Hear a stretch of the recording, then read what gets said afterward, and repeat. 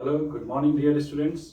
Previous lecture में हम लोग इंट्रोडक्टरी पार्ट एरोमेटिक हाइड्रोकार्बन्स का पढ़ चुके हैं एंड नाउ आज हम लोग बेंजीन की प्रिपरेशन एंड प्रॉपर्टीज के बारे में पढ़ेंगे। ठीक है, तो पुट द हेडिंग बेंजीन।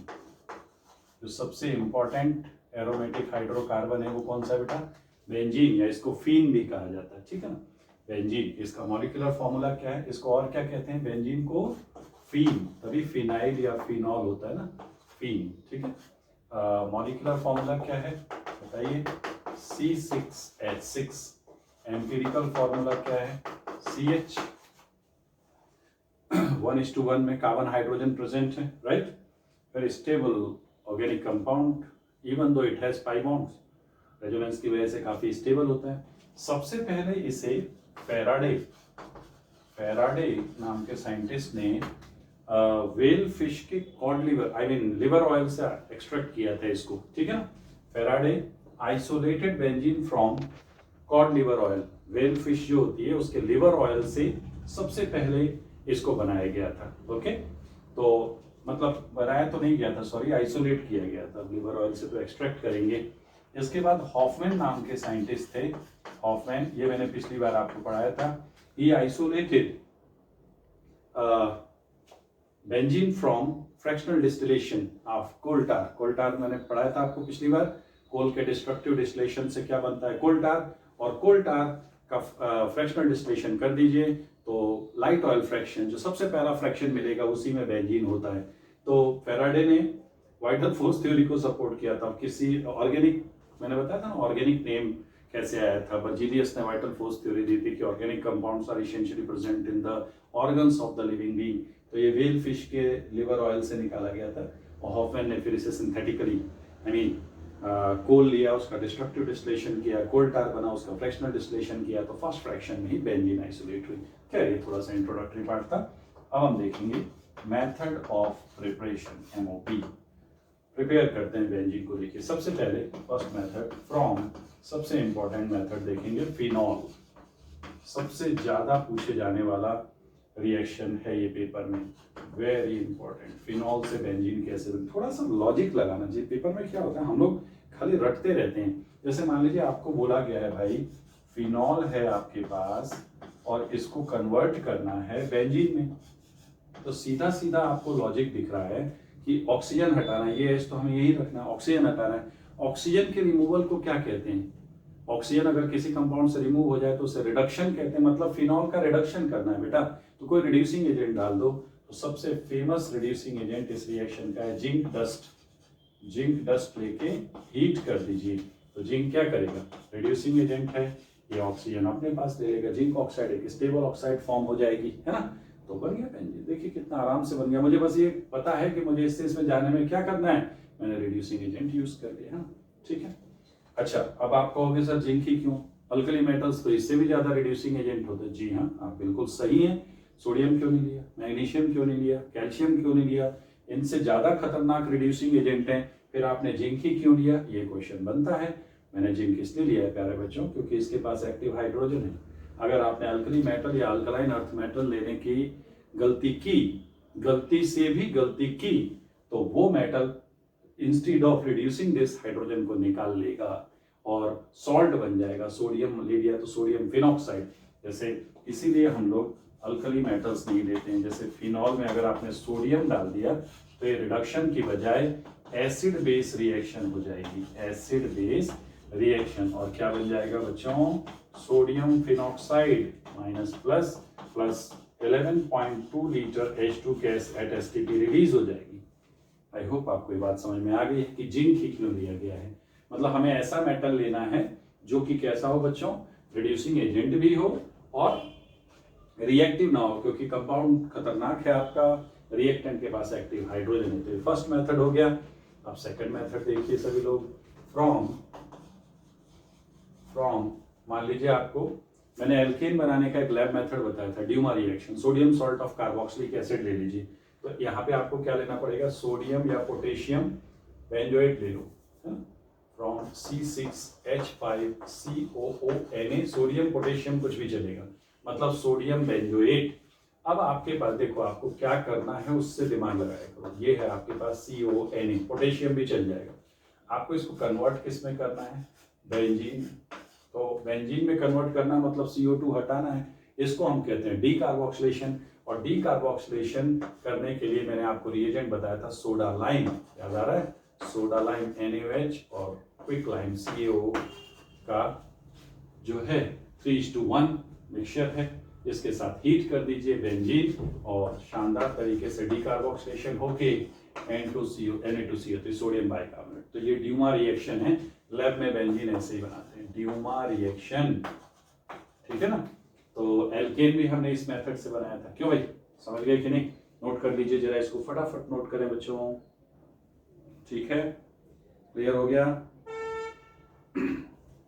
अब चलिए नेक्स्ट मेथड देखते हैं। From phthalic acid, from phthalic acid, phthalic acid, phthalic acid मतलब बेंजीन 1,2 डाइकार्बोक्सिलिक एसिड। यहां भी आपको तुरंत जजमेंट आ जाना चाहिए क्या करना है।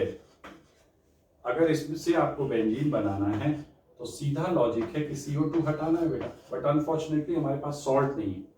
तो अगर आप इसमें भी NaOH और CaO डाल दोगे, सॉल्ट बना के और हीट कर दो, तो डीकार्बोक्सिलेशन होगा। लेकिन एक और रिएजेंट डीकार्बोक्सिलेशन के लिए हम यूज कर सकते हैं कैल्शियम ऑक्साइड क्विक लाइम के साथ। No soda lime, only lime के साथ आप हीट कर दीजिए। ये भी तो कैल्शियम कार्बोनेट बना सकता है बेटा। तो बेंजीन +2 यूनिट ऑफ CaCO3। समझ गए? क्लियर हो गई बात कि नहीं? ठीक है, नेक्स्ट लिखिए। फ्रॉम क्लोरोबेंजीन, बस आप तो हेडिंग्स ध्यान रखो, आप देख के बता दोगे करना क्या है। फ्रॉम क्लोरोबेंजीन, क्लोरोबेंजीन, क्लोरोबेंजीन में क्या करते हैं हम लोग? ये बेंजीन, इससे बनाना क्या है पहले लिखो। बेंजीन मतलब क्लोरीन हटाना है। किसी भी इलेक्ट्रोनेगेटिव एलिमेंट को रिमूव करने की प्रोसेस को, जैसे ऑक्सीजन का रिमूवल या किसी और इलेक्ट्रोनेगेटिव एलिमेंट के रिमूवल की प्रोसेस को रिडक्शन कहते हैं। मतलब आपको यहाँ से एक Cl हटाना है और वहाँ H लगाना है। तो आप एक रिड्यूसिंग एजेंट ले लीजिए। आपको याद होगा रेने निकल बताया था मैंने आपको, रेने निकल है। रेने निकल क्या होता है? निकल एल्यूमिनियम एलॉय, निकल एल्यूमिनियम एलॉय इन NaOH। तो निकल एल्यूमिनियम एलॉय NaOH से रिएक्शन करके नेसेंट हाइड्रोजन देगा और ये हाइड्रोजन एक H यहाँ लग जाएगा और एक HCl के साथ निकल के क्या बना देगा? HCl। तो ये बन गई बेटा, ठीक है? बात समझ में आ गई कि नहीं? चलिए नेक्स्ट मेथड लिखिए। फ्रॉम बेंजीन सल्फोनिक एसिड, देखो फटाफट बन गया, कितना टाइम लगा? फ्रॉम, बस आप लोग ये देखो किससे बनाना है और जिससे बनाना है देखा करो रिएक्शन में चेंज क्या हो रहा है, तो उसके अकॉर्डिंग रिएजेंट ले लिया करो। What is the big deal?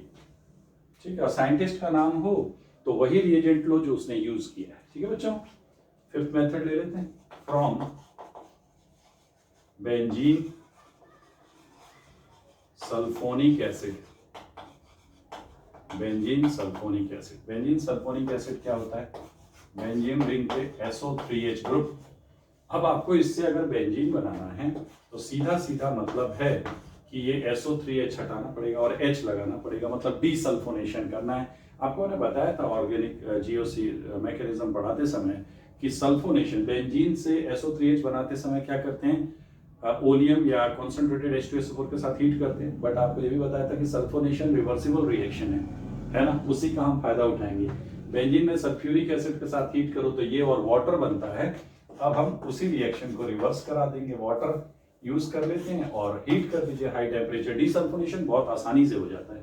ठीक है, तो बेंजीन प्लस H2SO4, तो सल्फोनेशन का रिवर्स कर दिया बेटा हम लोगों ने। ठीक है, 6 by polymerisation of acetylene, acetylene मैंने आप लोगों को अल्काइंस में पॉलीमराइजेशन सिखाया था, जिससे हमने बहुत सारे एरोमेटिक हाइड्रोकार्बन बनाए थे 3 mole of CH triple bond CH acetylene लेके, याद आ रहा है?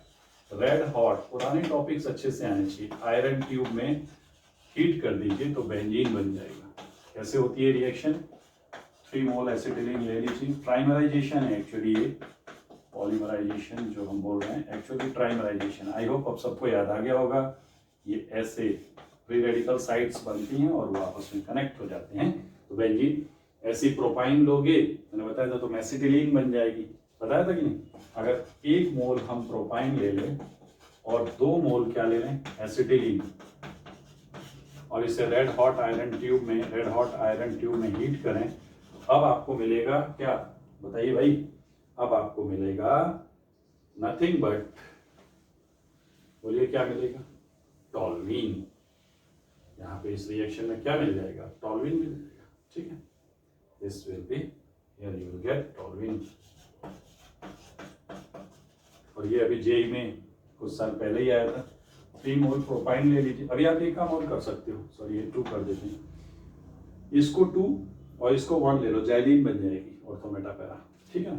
3 मोल प्रोपाइन ले लिया और इसको रेड हॉट आयरन ट्यूब से पास किया, रेड हॉट आयरन ट्यूब से पास किया, तो क्या बनेगा बताइए? रेड हॉट आयरन ट्यूब से मेसिटाइलिन।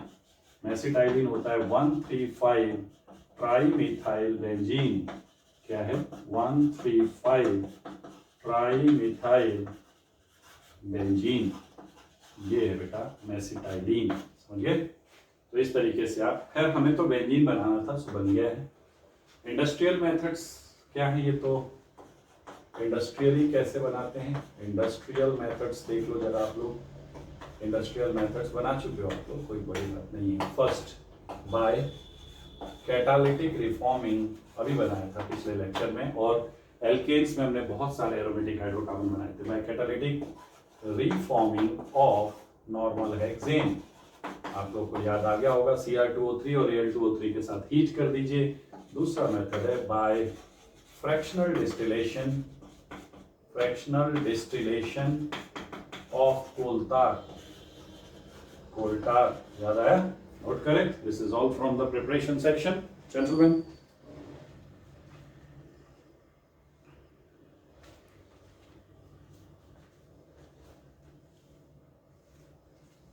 ये इंडस्ट्रियल मेथड है। अब हम प्रॉपर्टीज पे आ जाते हैं फटाफट।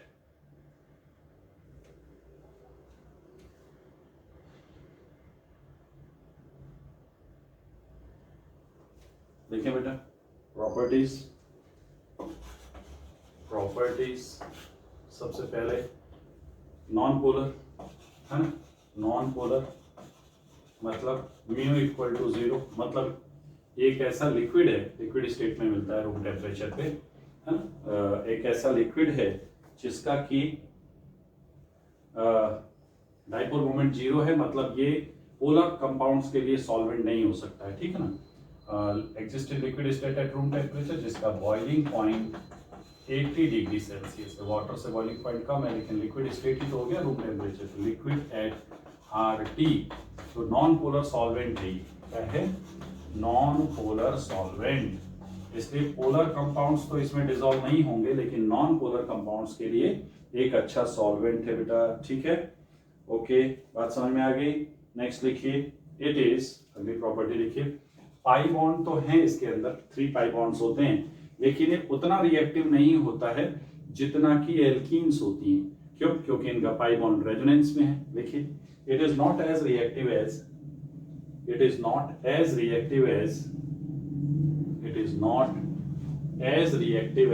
alkenes, even though benzene has 3 pi bonds, 3 pi bonds होने के बावजूद भी बेंजीन जो है उतना रिएक्टिव नहीं है जितनी एल्कीन्स हैं, because the pi bonds are in resonance, अब देखो एल्कीन्स और इनमें मैं आपको डिफरेंस बताता हूँ। एल्कीन्स पे आपने देखा मार्कोनिकॉफ एडिशन रिएक्शंस करते हैं, हेलोजन एसिड का एडिशन करते हैं, HOX का एडिशन करते हैं, वाटर का एडिशन करते हैं। बेंजीन में ऐसा कुछ भी नहीं होता है। जैसे देखो, अगर आपको ये एल्कीन ले लो, CH3CH डबल बॉन्ड CH2, और इस पे अगर मैं HBr का एडिशन कर दूं तो आपको मालूम है कि आइसोप्रोपाइल ब्रोमाइड बन जाएगा। मार्कोनिकॉफ रूल से HBr का एडिशन, ठीक है। आप इसमें अगर HOCl डाल दो तो मार्कोनिकॉफ एडिशन होगा, यहाँ प्लस आएगा ना बेटा, तो प्लस पे इसका माइनस यानी OH जाएगा और यहाँ Cl लग जाएगा, ठीक है। कोई भी HX addition, HOCl addition, even water का एडिशन भी कर सकते हो। वाटर का एडिशन कई तरीके से होता है, HBO होता है, एंटी ऑक्सीमर्क्यूलेशन, डीमर्क्यूलेशन होता है, या सिंपली डाइल्यूट H2SO4 की प्रेजेंस में होता है ना। तो ये तो मार्कोनिकॉफ रूल से ही जाएगा, तो यहाँ OH आ गया, ठीक है। इसके अलावा आपने देखा होगा ब्रोमीन हेलोजेंस का एडिशन, ब्रोमीन वाटर याद है, या bromine in CCl4, bromine water भी यूज हो सकता है, या bromine in non polar solvent में लोगे तो एंटी एडिशन, सब आपको याद आ रहा होगा। और अगर ब्रोमीन इन वाटर लिया तो HOCl या HOBr का एडिशन, ठीक है। ब्रोमीन इन वाटर ले लिया तो HOCl या HOBr का एडिशन है, तो यहाँ OH और यहाँ Br आ जाएगा, ब्रोमीन लिया था तो। और इस रिएक्शन में ब्रोमीन का जो रेडिश ब्राउन कलर वो डिसअपियर हो जाता है, और ये टेस्ट है, टेस्ट फॉर अनसैचुरेशन। लेकिन अगर इनमें से कोई भी रिएक्शन आपने, इसको लिख लीजिए जरा, इनमें से कोई भी रिएक्शन आपने बेंजीन में कराने की कोशिश की, अगर यही रिएक्शन मैं किससे कराऊं, सेम रिएक्शन अगर मैं बेंजीन से कराऊं, तो आंसर होगा बहुत ही शानदार तरीके से, आंसर होगा नो रिएक्शन। ये देखिए खतरनाक काम है इसका। तो pi bond is not easily available gentleman, right. तो देख लिया डिफरेंस आपने, एल्कीन्स और बेंजीन में आपको डिफरेंस समझ में आ गया। कोई रिएक्शन नहीं देगा बेंजीन, जैसे एल्कीन्स आपका ब्रोमीन वाटर टेस्ट देते हैं, है ना, बेयर्स रिएजेंट टेस्ट देते हैं। एल्कीन्स पहचानना हो लैब में तो ब्रोमीन वाटर डाल दीजिए, उसका रेडिश ब्राउन कलर डिसअपियर, क्योंकि एडिशन रिएक्शन हो जाती है। बेयर्स रिएजेंट डाल दो, कोल्ड डाइल्यूट अल्कलाइन KMnO4 डाल दो, उसका पर्पल कलर डिसअपियर। ये सब टेस्ट है, बेंजीन ऐसा कोई भी टेस्ट नहीं देता है, ठीक है।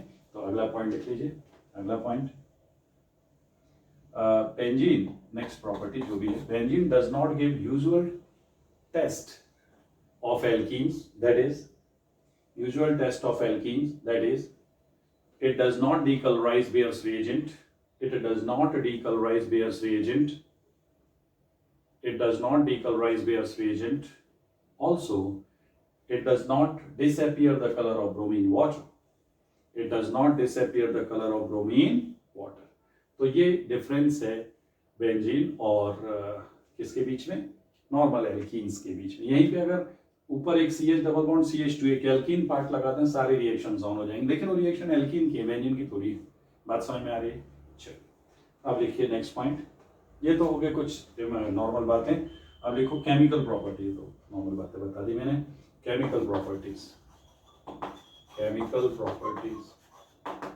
इसमें सबसे पहले लिखिए first addition reactions, addition reactions. Addition reactions benzene की कैरेक्टरिस्टिक रिएक्शंस नहीं है, एडिशन कराने में उसकी एरोमेटिसिटी का नुकसान है। पाई बॉन्ड तोड़ के कुछ भी लगा दोगे तो उसकी एरोमेटिसिटी गई कि नहीं गई, क्यों करेगा वैसे। और नॉर्मल टेम्परेचर नॉर्मल कंडीशन में तो कभी भी नहीं करेगा, स्टैंडर्ड स्पेशल कंडीशन लगाओगे तो हो सकता है। लिखिए please write down, addition reactions में लिखो benzene does not give addition reactions under normal conditions, benzene does not give addition reactions under normal conditions,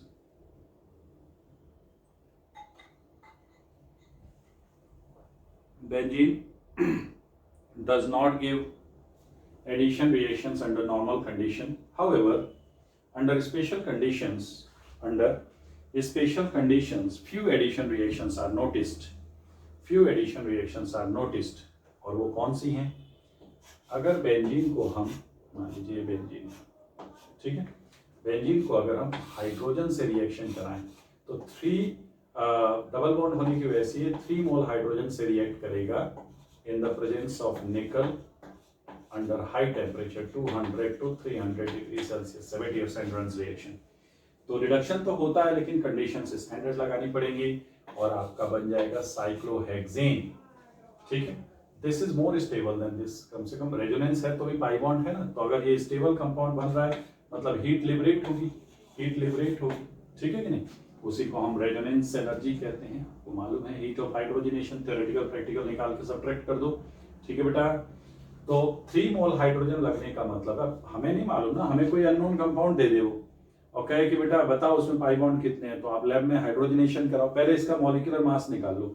इसका मॉलिक्यूलर वेट होता है, मॉलिक्यूलर वेट है 78, और जो रिएक्शन के बाद जो कंपाउंड बना उसका मॉलिक्यूलर वेट डिटरमाइन करने की डिफरेंट मेथड्स हैं, ये निकालो तो ये आपको मिलेगा 84। तो कितना जंप हुआ है देखो, डिफरेंस इन मॉलिक्यूलर मास कितना है, डिफरेंस इन मॉलिक्यूलर मास कितना है, ये है 84 माइनस 78 इक्वल टू 6 है कि नहीं, 6 बढ़ा है मॉलिक्यूलर मास, इसका मतलब देयरफॉर 3 मोल H2 ऐड हुआ है, 3 मोल H2 हैज बीन एडेड, और 3 मोल H2 ऐड होने का मतलब है कि कंपाउंड में 3 पाई बॉन्ड्स थे, सिंपल।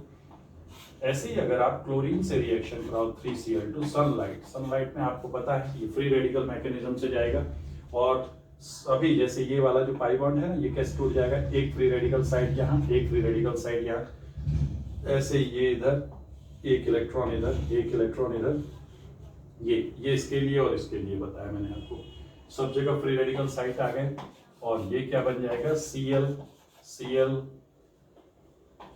Cl Cl Cl और Cl, ये बेंजीन का डेरिवेटिव है, बेंजीन से डेराइव हुआ है। इस कंपाउंड का नेम है बेंजीन हेक्साक्लोराइड, शॉर्ट में इसको कहते हैं BHC, बेंजीन हेक्साक्लोराइड, समझ गए। इसके और भी नेम है, ये एक पावरफुल इंसेक्टिसाइड होता है BHC, ठीक है। ये जो है ना, एक बहुत पावरफुल इंसेक्टिसाइड है, लेकिन अब वर्ल्ड वाइड बैन हो गया, क्लोरीन कंटेनिंग कंपाउंड्स को बैन कर दिया गया है, because chlorine free radical is strongly involved in ozone layer depletion. तो एक chlorine free radical lakhs of ozone molecule को डिस्ट्रॉय कर देता है चेन रिएक्शन से, तो अभी बैन कर दिया गया है। जैसे BHC है, DDT है, क्लोरोफ्लोरोकार्बन्स हैं, है ना, तो ये सब अब बैन कर दिए गए हैं। अच्छा गजब है, पेपर में क्या पूछता है, benzene hexachloride is option 1 aromatic, option 2 alicyclic, option C acyclic, अरे बात समझ में, और ऑप्शन D अनसैचुरेटेड कंपाउंड। बहुत ही प्यारा है, जैसे बच्चे ने बेंजीन सुना तो बेंजीन तो एरोमेटिक होता है, तो ये भी एरोमेटिक, साहब ये एरोमेटिक नहीं है, पाई बॉन्ड का है, हगल्स रूल फॉलो नहीं कर रहा है, ये एक एलिसाइक्लिक कंपाउंड है, ये आता है क्वेश्चन। अब कहोगे सर बेंजीन हेक्साक्लोराइड क्यों कह रहे हैं, because it is derived from the benzene, but benzene नहीं है उसके अंदर। ऐसा नहीं किया हमने कि H हटा के Cl लगाया है, हमने पाई बॉन्ड तोड़, HCH बॉन्ड तोड़ना तो और कठिन है, इससे तो ये पाई बॉन्ड तोड़ लो। तो ये बेंजीन हेक्साक्लोराइड है, और इसके बहुत सारे आइसोमर्स होते हैं, जिसमें से जो गामा आइसोमर होता है, गामा अल्फा बीटा गामा, वो एक पावरफुल इंसेक्टिसाइड होता है, इसलिए इसको गैमेक्सीन भी कहते हैं। क्या कहते हैं, गैमेक्सीन। रूरल एरियाज में इसी नेम से मिलता है, तो इसको लिख लीजिए BHC और गैमेक्सीन, गैमेक्सीन। या इसका अगर मॉलिक्यूलर फॉर्मूला देखोगे ना, तो 6 कार्बन है, 6 हाइड्रोजन है और 6 क्लोरीन है, तो इसलिए ये 666 नेम से भी फेमस है, 666 BHC और गैमेक्सीन और 666, या इसी को लिंडेन कहते हैं। क्या कहते हैं, लिंडेन। बहुत सारे नेम है, कमर्शियल नेम है। IUPAC भी इसका बना सकते हो, इसका IUPAC लिखो 1 2 3 4 5 6 हेक्साक्लोरो साइक्लोहेक्सेन, IUPAC कर लो। लिखिए जरा ये सब अच्छे से लिखो, क्लियर है। यहाँ पे एक स्टार पॉइंट लिख के स्टार पॉइंट लिख देना, इसी स्ट्रक्चर के नीचे एक स्टार पॉइंट लिखो। BHC is an alicyclic compound, not aromatic. BHC is an alicyclic compound, not aromatic. ये लिखिए सब लोग। और सेकेंड पॉइंट लिखो, out of various forms possible, the gamma isomer of BHC, is a powerful insecticide. इसी के नीचे लिखते जाइए, gamma form of BHC is a powerful insecticide, therefore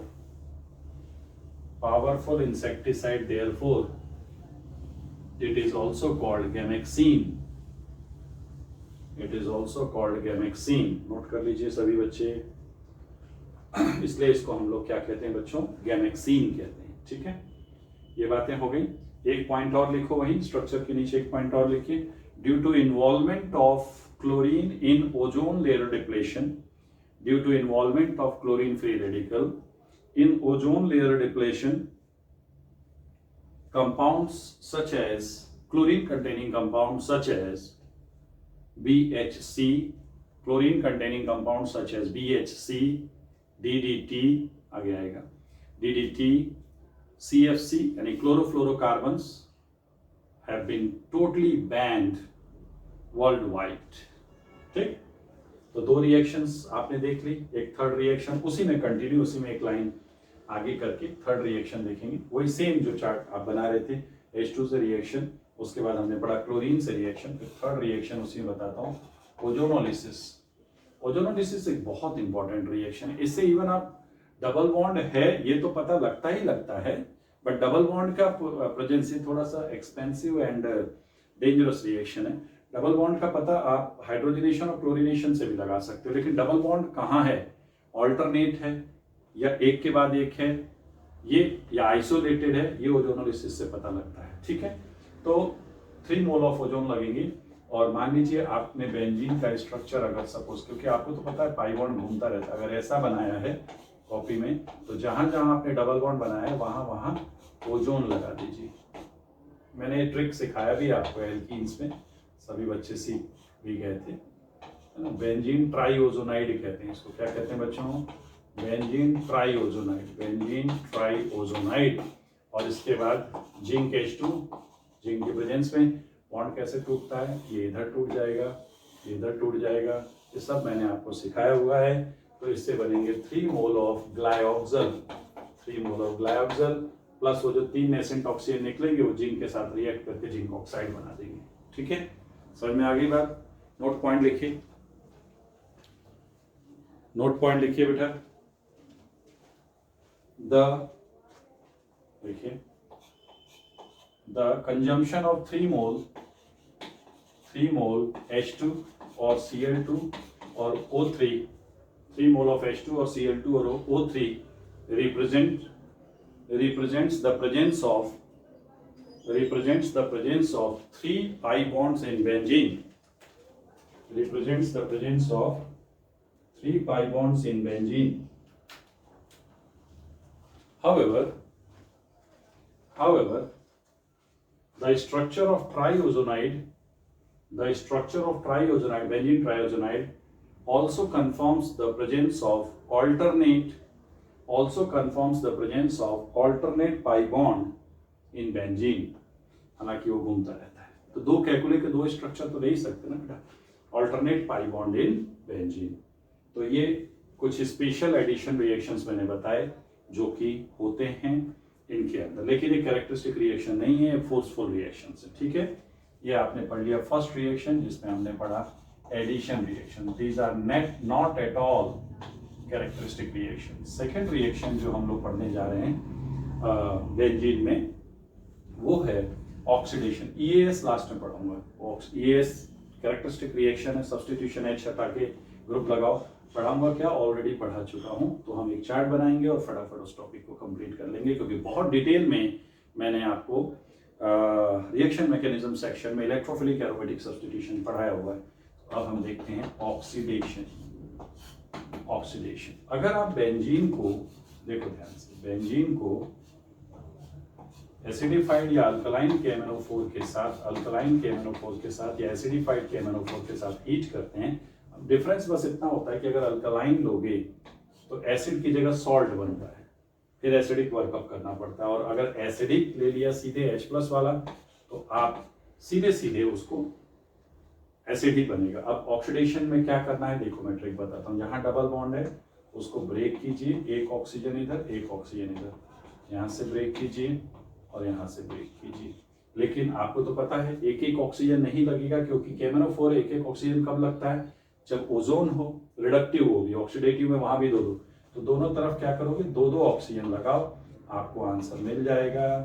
और देखिए आंसर क्या है, ये भी आपको पहले से पता है रिएक्शन, ये है 3 mole of oxalic acid, right. लेकिन आपको तो पता है ऑक्सैलिक एसिड रिड्यूसिंग एजेंट है, रेडॉक्स रिएक्शन पढ़ चुके हो।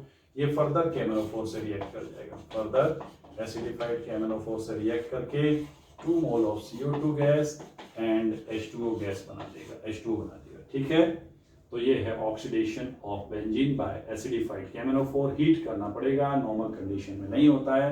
बेयर्स रिएजेंट से बेंजीन की कोई रिएक्शन नहीं है। यहाँ पे KMnO4 का पर्पल कलर डिसअपियर हो जाएगा। ठीक है, एक और ऑक्सीडेशन रिएक्शन है। कंपैरेटिवली हम वीक ऑक्सीडाइजिंग एजेंट यूज करेंगे, कंपैरेटिवली वीक ऑक्सीजन, ये भी बहुत आता है पेपर में, V2O5 वेनेडियम पेंटाऑक्साइड के साथ। ये इतना पावरफुल नहीं है जितना KMnO4 होता है। ये 3 में से 2 ही बॉन्ड को ब्रेक करता है, 2 बॉन्ड को ब्रेक करेगा। तो अगर 2 बॉन्ड ब्रेक होते हैं बेटा, वही 2 ऑक्सीजन लगा दीजिए, ऑक्सीडेशन प्रोसेस के 2 ऑक्सीजन लगा दीजिए, है ना। और क्या बना देखो, CH डबल बॉन्ड CH, और इधर क्या आया C, देखो क्या बन रहा है C, यहाँ पे एक H तो पहले से है ना, तो 2 O लग गए तो क्या आ जाएगा बोलिए, तो आ जाएगा COH। ये मैं यहाँ से इरेज कर रहा हूँ, ये आ गया COOH। ठीक है, और ये CO ये बनता नहीं है क्योंकि आप हीट कर रहे हो, ये मैंने आपको समझाने के लिए बनाया है। ये फर्दर यहाँ से डिहाइड्रेट हो जाएगा।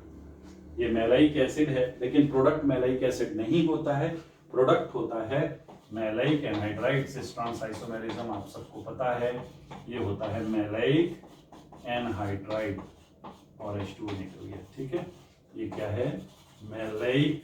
कभी क्वेश्चन आए ना V2O5 के साथ बेंजीन को हीट करने पे क्या बनता है, तो ये मत लिखना, क्योंकि हीट कर रहे हो ये इस फॉर्म में रहेगा ही नहीं, तुरंत वाटर निकाल देगा और मैलाइक एनहाइड्राइड बन जाएगा।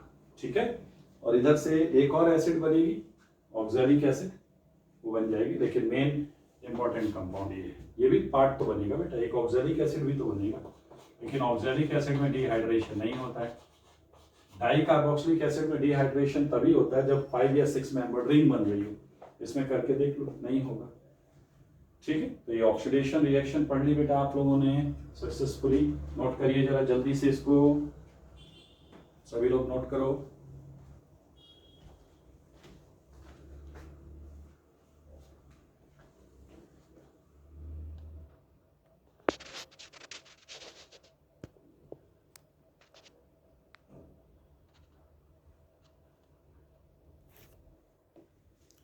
डन, चलिए अब पढ़ते हैं रिडक्शन। एक रिडक्शन आप लोग कर चुके हो बेंजीन का H2 से डायरेक्ट, है ना।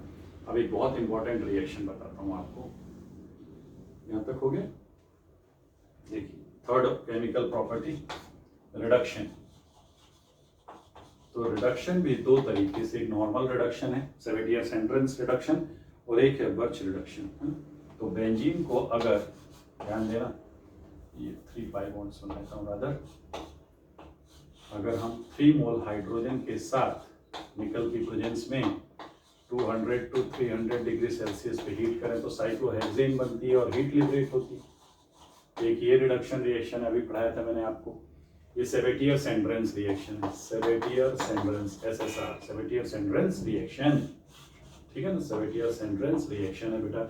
और एक है विच रिडक्शन, याद है एल्काइंस में पढ़ाया था मैंने आपको, sodium in liquid ammonia, liquid ammonia के साथ रिडक्शन करा दीजिए। सोडियम या लिथियम कुछ भी ले सकते हैं, alkali metal in liquid ammonia, ये इंपॉर्टेंट है। इस रिएक्शन को हम क्या कहते हैं, birch reduction.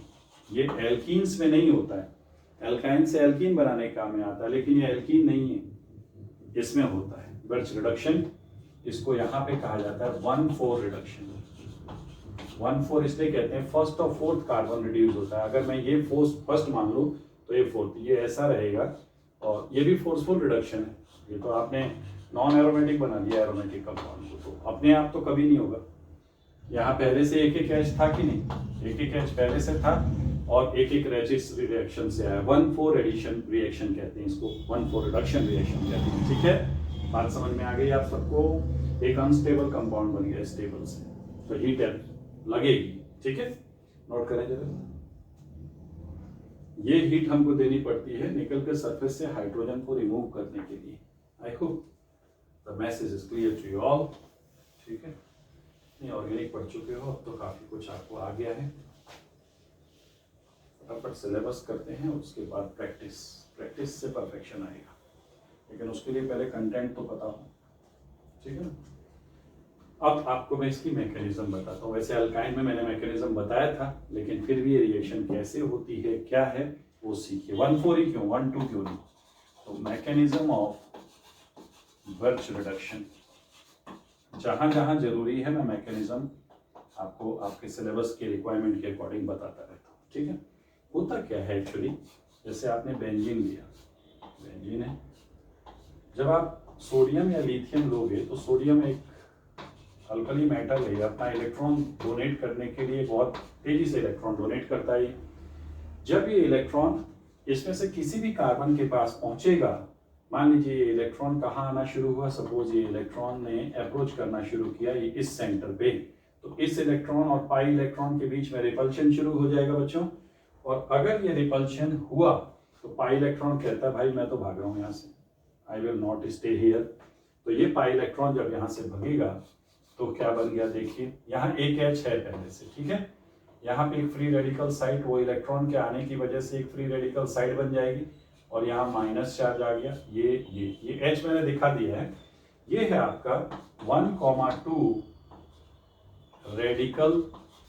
Radical anion. Alkynes में भी ऐसे ही सीखा है तुमने, रेडिकल एनायन।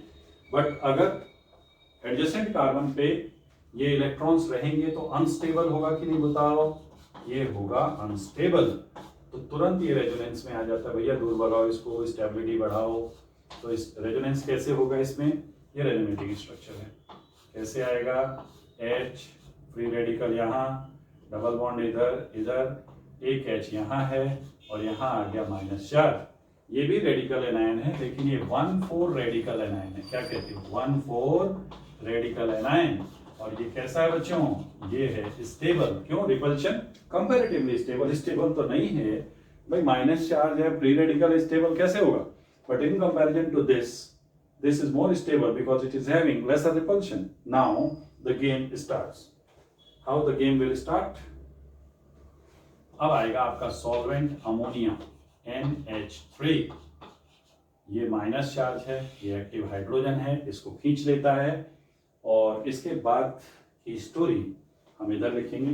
आई होप ये ऊपर आपने नोट कर लिया होगा, ये यहाँ लिख देता हूँ। चलो इसके बाद क्या होगा, देखो ध्यान से, ये आपका H है, इसके पास एक फ्री रेडिकल साइट है, ये यहाँ H और एक H आपने ले लिया है, ये हुआ reduction, addition of hydrogen reduction होता है। अब ये सिर्फ रेडिकल बन गया, फिर से सोडियम या लिथियम आएगा, अपना एक और इलेक्ट्रॉन देगा, मतलब टोटल कितने मोल सोडियम लग रहे हैं, 2 मोल, ये पूछा जा सकता है। ये इलेक्ट्रॉन यहाँ जाके पेयर अप करेगा, जिससे कि एक ऑर्बिटल में 2 इलेक्ट्रॉन तो रह सकते हैं ना भाई, खाली ऑर्बिटल है। तो यहाँ पे क्या होगा, H और यहाँ अब माइनस चार्ज आ जाएगा। और जैसे ही माइनस चार्ज आया, बेटा मैं इरेज कर रहा हूँ यहाँ से, प्लीज आप लोग लिख चुके होंगे आई होप। तो जैसे ही ये माइनस चार्ज यहाँ आएगा बच्चों, फिर से अमोनिया का H इंतजार कर रहा है, इसको ये ले लेगा और ये देखिए शानदार तरीके से आपका प्रोडक्ट जो हमने पहले बनाया था वो बन चुका है। इसको क्या कहोगे, 1,4 डाइहाइड्रोबेंजीन। टेट्रा मत बोल देना, 2 हाइड्रोजन पहले से थे। और NH2 माइनस कितने निकले, यहाँ से एक NH2 माइनस यहाँ से निकला, NH2 माइनस और एक NH2 माइनस यहाँ से निकला। देखो ध्यान से, 2 Na प्लस बन चुके हैं। तो जो 2 Na प्लस हैं वो इन 2 NH2 माइनस के साथ बहुत ही शानदार तरीके से रिएक्ट करके एक कंपाउंड बनाएंगे जिसे हम कहते हैं सोडामाइड, NaNH2। नोट कर लीजिए भाई, बहुत इंपॉर्टेंट रिएक्शन है ब्रिज रिडक्शन, नोट करो, ठीक है। ये आता है क्वेश्चन, ब्रिज रिडक्शन।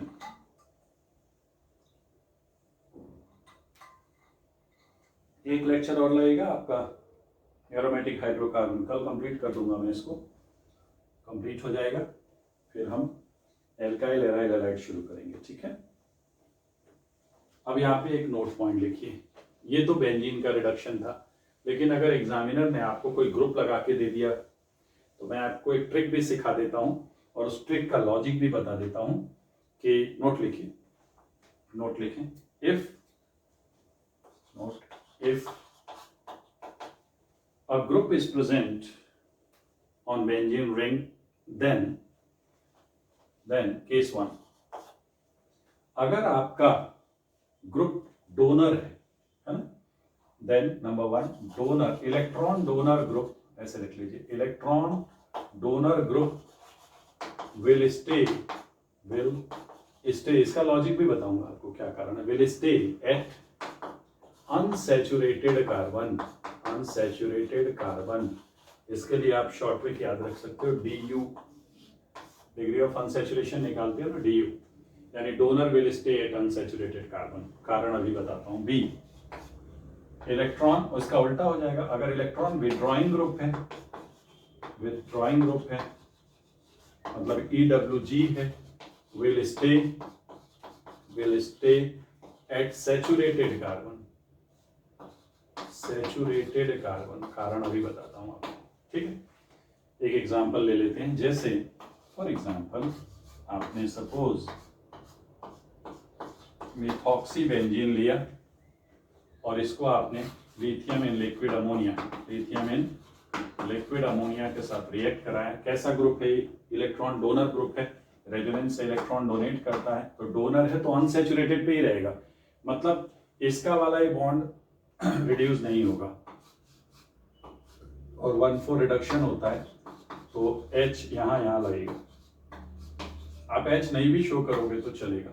इसका कारण है बेटा, इसका मैकेनिज्म देखो, आप लोग ध्यान से मैकेनिज्म देखो। अगर आपने इस डबल बॉन्ड को रिड्यूस किया तो अल्टीमेटली मैकेनिज्म में यहां माइनस आएगा, तो क्या एक ऐसे कार्बन पे माइनस चार्ज अलाउड है जिसके ऊपर एक ऐसा ग्रुप लगा है जिसके पास लोन पेयर भयंकर रिपल्शन आएगा? नहीं अलाउड है। इसलिए हम जहां पे ये लोन पेयर कंटेनिंग ग्रुप्स होते हैं उसके कार्बन पे ये इलेक्ट्रॉन जैसे ही जा रहा है ना, ये इलेक्ट्रॉन यहाँ चला गया था क्योंकि कोई ग्रुप नहीं था, लेकिन अगर यहाँ पहले से OCH3 होता तो आपको नहीं लगता है कि ये इसको यहाँ नहीं आने देगा, फिर हमें मजबूरी में इस डबल बॉन्ड को रिड्यूस करना पड़ेगा। Are you getting my point or नॉट? सो ये बात आप लोग ध्यान रखिएगा, ये अभी समझाने के लिए बताया, ठीक है।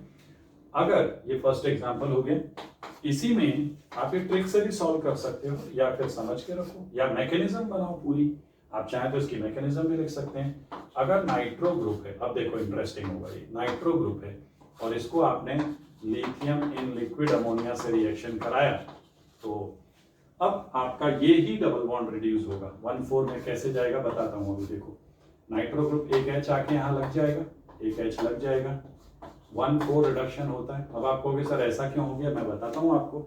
इसको रिड्यूस करके फायदा है क्योंकि अल्टीमेटली यहाँ माइनस आएगा और इस सेंटर पे माइनस आना अच्छा है क्योंकि ऊपर विथड्रॉइंग लगा हुआ है। तो ये लॉजिकल एक्सप्लेनेशन हो गया और साथ ही साथ मैंने आपको ट्रिक भी लिखा, DU याद रखो, donor will stay at unsaturated carbon, तो ऑप्शन में देख लेना, ठीक है। I hope this message is clear to you all. Please इसको नोट कर लीजिए, ब्रिज रिडक्शन आपने सक्सेसफुली पढ़ लिया है, ठीक है, नोट करो बेटा।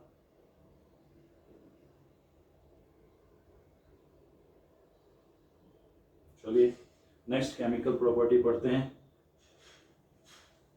नेक्स्ट केमिकल प्रॉपर्टी, कल के लेक्चर में हम लोग substituted benzene I mean toluene वगैरह पढ़ के इस चैप्टर को कंप्लीट कर लेंगे, ठीक है ना। अभी मैं सिर्फ एरोमेटिक हाइड्रोकार्बन पढ़ा रहा हूँ, सारे एरोमेटिक कंपाउंड्स नहीं, वो कंसर्न चैप्टर में पढ़ा दिए जाएंगे, ठीक है। चलिए अब नेक्स्ट इसकी केमिकल प्रॉपर्टी है, जो भी नंबर है नोट करिए, वो है इलेक्ट्रोफिलिक एरोमेटिक सब्स्टिट्यूशन रिएक्शंस। ये इसकी मेन रिएक्शंस है बेंजीन की, कैरेक्टरिस्टिक रिएक्शंस है, ठीक है ना। ये इसकी कैरेक्टरिस्टिक रिएक्शंस हैं, लिख लीजिए characteristic reactions of benzene, EAS, क्योंकि इस रिएक्शन में बेंजीन की एरोमेटिसिटी का लॉस नहीं होता, फाइनल प्रोडक्ट जो बनता है वो एरोमेटिक ही बनता है। एडिशन रिएक्शन करा के आप लोग देख चुके हो, आपने क्या किया, बेंजीन के सारे पाई बॉन्ड रिड्यूस कर दिए, क्लोरीन लगा दिया, ओजोनोलिसिस करके तोड़ दिया, बेचारे गरीब को बहुत सताया आपने, तो वो ऐसा कैरेक्टरिस्टिक रिएक्शन हो ही नहीं सकता, ठीक है। तो these are characteristic reactions of benzene and इसके लिए आप रेफर करेंगे GOC volume I think 3 mechanism section, reaction mechanism, इसको पूरा आप लोग वहां से पढ़ेंगे। इस टॉपिक को मैं ब्रीफिंग यहाँ पे कर देता हूँ इस टॉपिक की, इससे रिफ्रेश हो जाओगे। एक टेबल हम लोग बना लेते हैं, बहुत डिटेल में मैंने पढ़ाया हुआ है। रिएक्शंस कौन सी हैं, ठीक है, reactions, reagent, electrophile, product product एक बार रिवाइज जरूर कर लेना बेटा।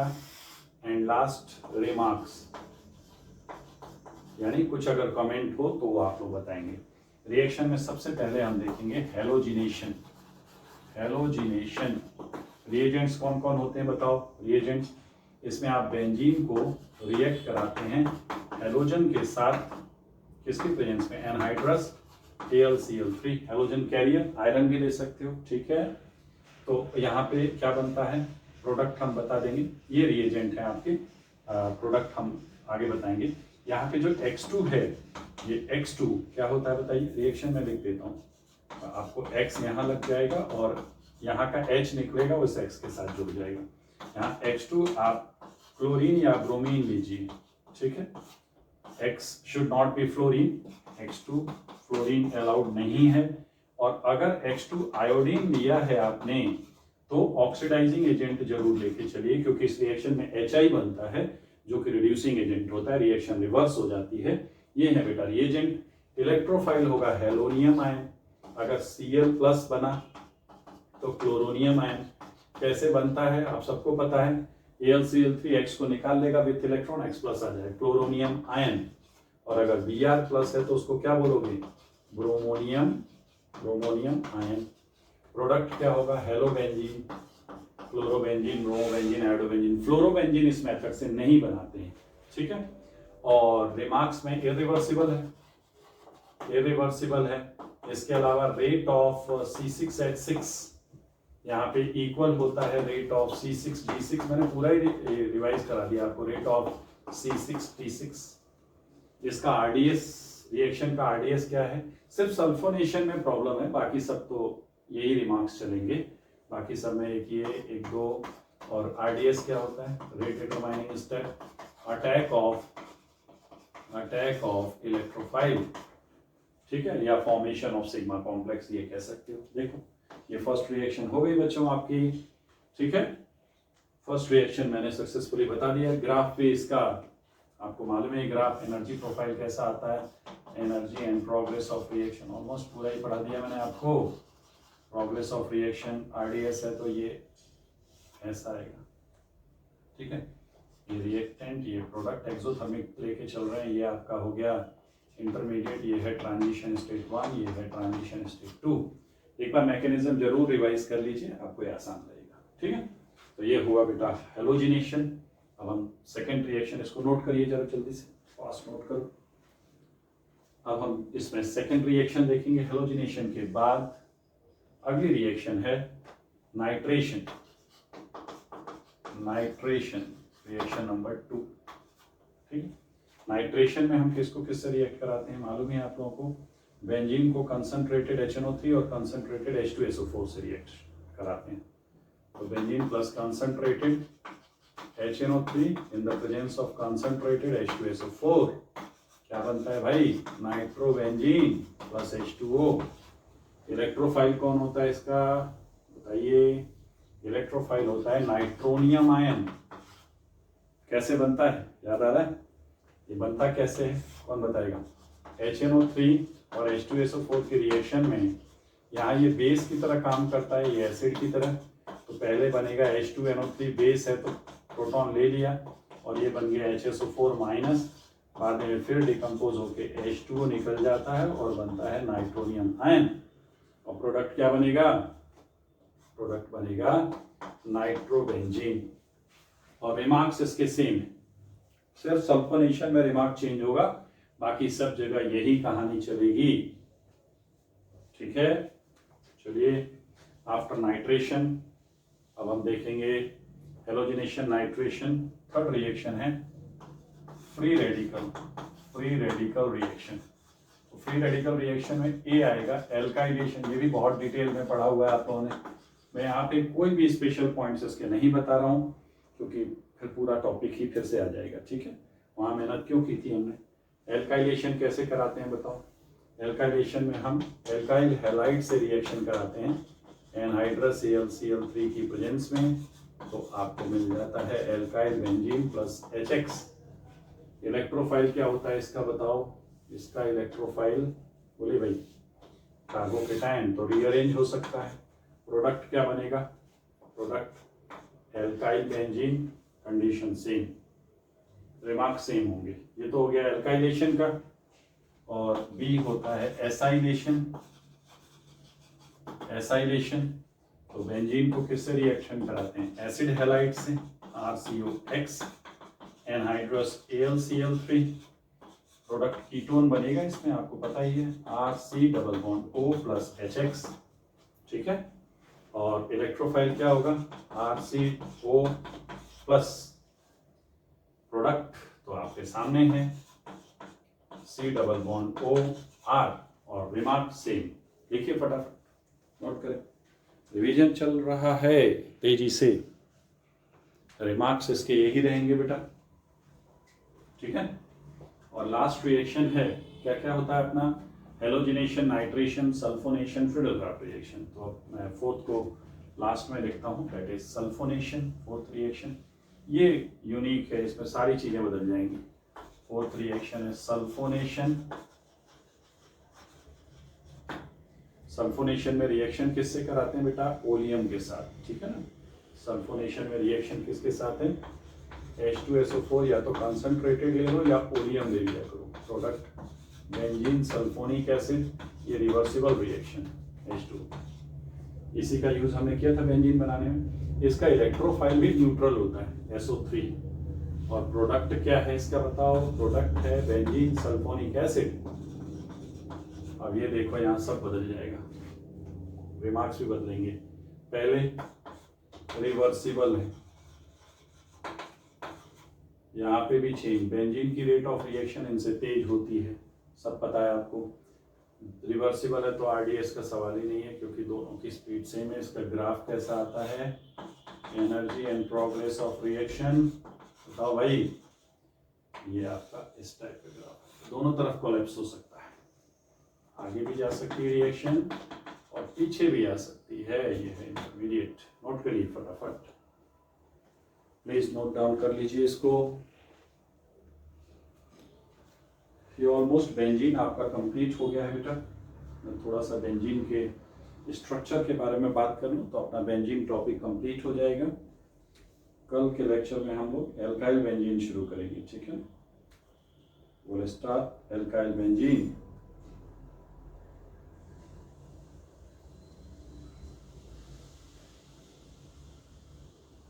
सक्सेसफुली हमने बेंजीन कंप्लीट कर दिया, कल एल्काइल बेंजीन हो जाएगा।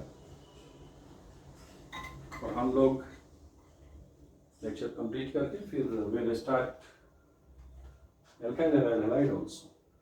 अब आपका सिलेबस फास्ट हो, डोंट लिखिए जरा। Structure of benzene, structure of benzene.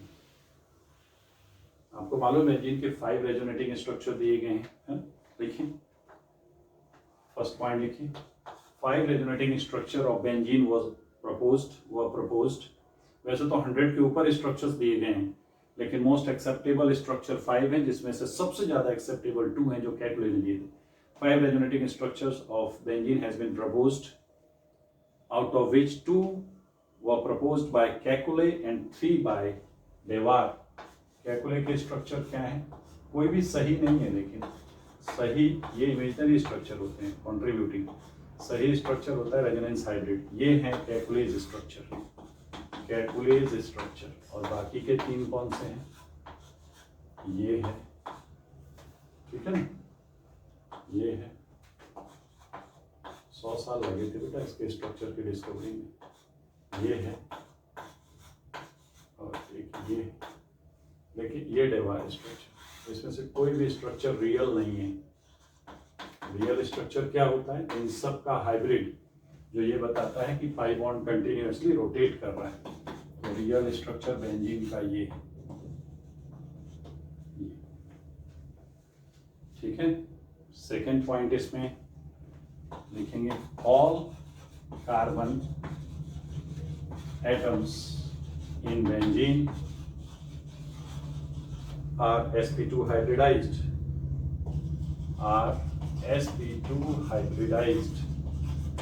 सभी कार्बन एटम्स बेंजीन के कैसे हैं बच्चों? sp2 हाइब्रिडाइज्ड हैं।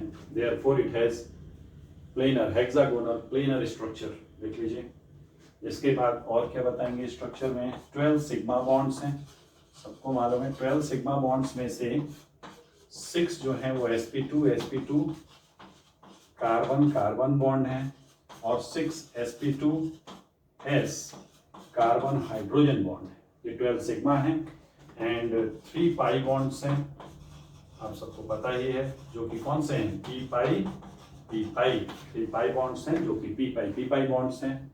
सारी बातें हम सीख चुके हैं पहले ही, ठीक है। इसके अलावा मैं और पॉइंट्स बता दूं आपको। 4 carbon carbon bond length resonance की वजह से सब सेम हो जाता है, ये याद रखिए, आता है क्वेश्चन। 1.397 एंगस्ट्रॉम, 1.397 एंगस्ट्रॉम, जो कि बताता है कि बेंजीन में ना कहीं डबल बॉन्ड है ना कहीं सिंगल बॉन्ड है। इसमें कैसे बॉन्ड है बेटा, और इसमें partial single double bond character है। और last point, resonance energy of benzene is 36, ये भी पूछा जाता है, किलो कैलोरी पर मोल।